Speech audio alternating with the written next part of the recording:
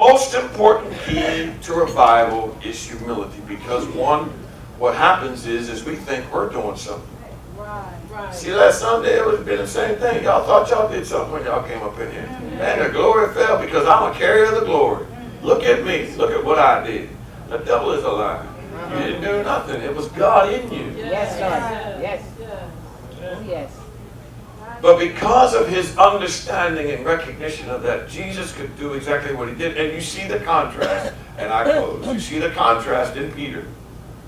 Because Peter, in his impetuous, self-righteous, hard-headed, proud self, does exactly what Peter does. Does exactly what you and I do. Is we say, wait a minute, Jesus, hold up. You ain't washing my feet. Why? Because Jewish tradition says that whoever washed feet, it was a low task. It was a menial thing to do. Servants did that, meaning slaves or people that were in a lower state of being, such as they weren't well-to-do. The have-nots were the ones that did the feet washing.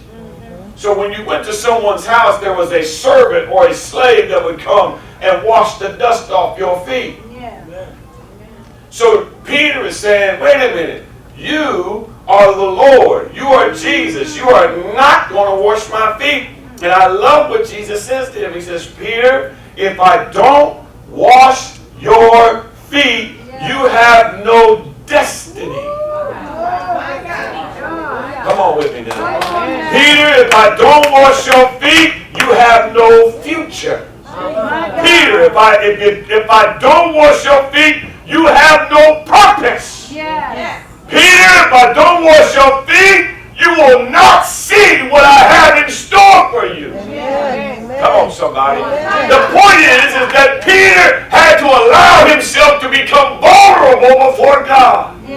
He had to allow himself to be stripped in a place where he didn't want to be stripped, touched in a place where he didn't want to be touched, dealt with in a place where he didn't want to be dealt with, because it was an exposure that would take place when the Son of God, the Son